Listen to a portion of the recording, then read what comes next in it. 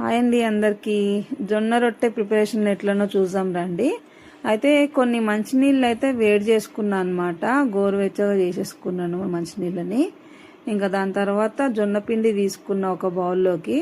ఇంకా నాకు కొత్త కాబట్టి నేను పిండి అయితే కొంచెమే తీసుకున్నా. కొన్ని రొట్టెలు చేద్దామని తీసుకున్నాను. మళ్ళీ ఎక్కువ పిండి తీసుకుంటే వేస్ట్ అయిపోతుందని ఇట్లా కొంచెం పిండి అయితే తీసుకున్నాను అనమాట. ఈ పిండిలో మనం వేడి చేసుకున్న నీళ్ళు ఉన్నాయి కదా, ఆ వేడి నీళ్ళు కొంచెం కొంచెం ఇట్లా పోసుకొని ఇట్లా పిండిని అయితే కలుపుకోవాలన్నమాట. ఈ పిండి వేడిగా ఉంటుంది కాబట్టి నీళ్లు వేడిగా ఉంటాయి కదా, చేయి కాలుతుంది అని చెప్పి నేను స్పూన్తోనైతే ఇట్లా కలుపుతున్నాను. ఫస్ట్ ఇట్లా కొంచెం కలుపుకోవాలి, కొంచెం కొంచెం నీళ్లు పోసుకొని. దాని తర్వాత మనం చేయితోనే ఇట్లా మంచిగా కలిపేసుకోవాలి పిండి అంతా. ఈ పిండిని ఎంత మంచిగా కలుపుకుంటే అంత మంచిగా రొట్టె అయితే వస్తుంది. సో ఈ చూడండి ఇంత మంచిగా కలిపేసినాను నేను.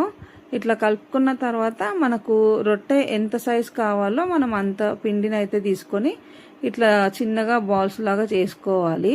అయితే పిండి ఎంత బాగా కలుపుతామో మనకు అంత మంచిగా బాల్స్ కూడా వస్తాయి ఇరిగిపోకుండా. చూడండి ఎంత మంచిగా వచ్చిందో. ఇట్లా బాల్స్ లాగా చేసుకున్న తర్వాత దానికి మనం పొడి పిండిని అయితే కలుపుకోవాలి, పొడి పిండిని పెట్టుకోవాలన్నమాట. దానికి పొడిపిండి అద్దేసి మనం ఇట్లా చిన్నగా నేను చేసినట్టుగా ఇట్లా రోల్ లాగా చేసుకోవాలి. రౌండ్ ఇట్లా ఒత్తుకుంటా ఇట్లా చేసుకోవాలి. ఇట్లా చేసుకుంటే రొట్టె అనేది ఇంకా మంచిగా కొట్టడానికి వస్తుంది అనమాట. ఇంకా రొట్టెల పిండి మీద పొడి పిండి అయితే వేసేసిన దాని మీద మెల్లగా ఈ జొన్న రొట్టెని అయితే పెట్టేసి ఇట్లా స్లోగా చేయితోని ఇట్లా ప్రెస్ చేసుకోవాలి.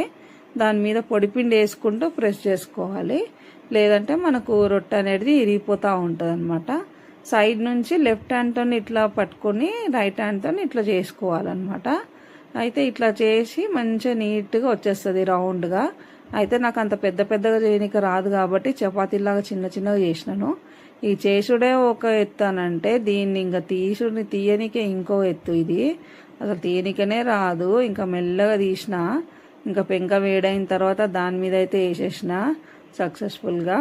ఇంకా పెంక మీద వేసేసిన తర్వాత అయితే నేను బయట రొట్టెలు అమ్మే వాళ్ళ దగ్గర చూస్తూ ఉంటాను.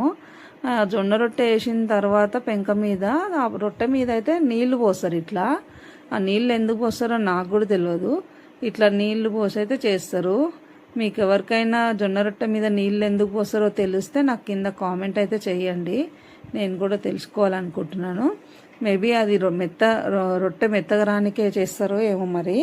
సో అయితే ఇట్లా రొట్టెని అయితే మంచిగా కాల్చుకోవాలి.